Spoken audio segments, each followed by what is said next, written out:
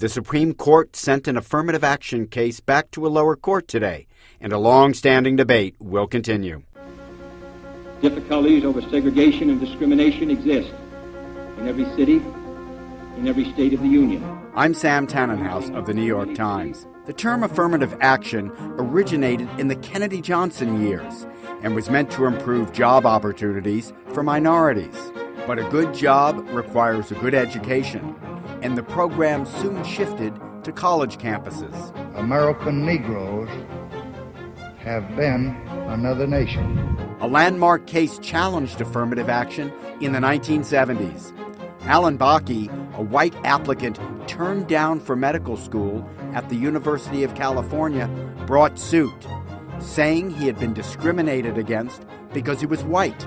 The case went all the way to the Supreme Court, which in 1978 ruled that quotas were not lawful.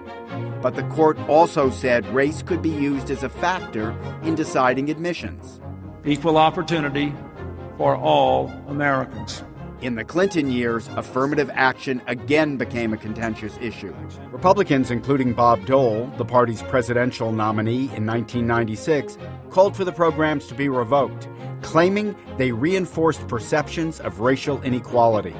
On the state level, California Proposition 209, enacted in 1996, banned the use of racial preferences in college admissions. And yet, for all the rancor, one fact remains overlooked. The vast majority of universities and colleges do not consider race in their admissions process.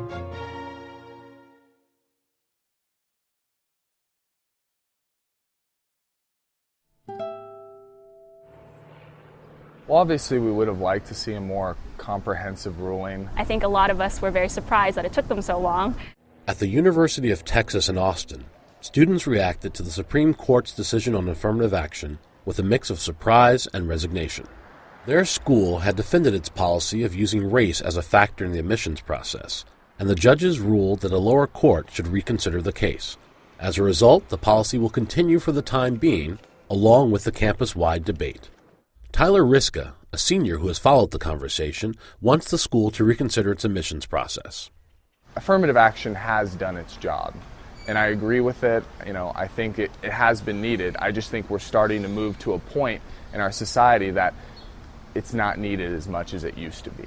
I think people should care about this issue because as much as we want to say that we live in a post-racial society, we don't.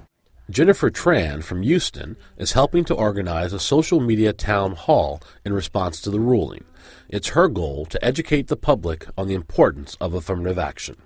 My hope is that the discussion will continue and will continue with the kind of fervor and energy that it's had in these last couple of months. At a press conference in Austin, Bill Powers, the president of the University of Texas, reaffirmed his school's commitment to affirmative action and claimed the ruling as a victory.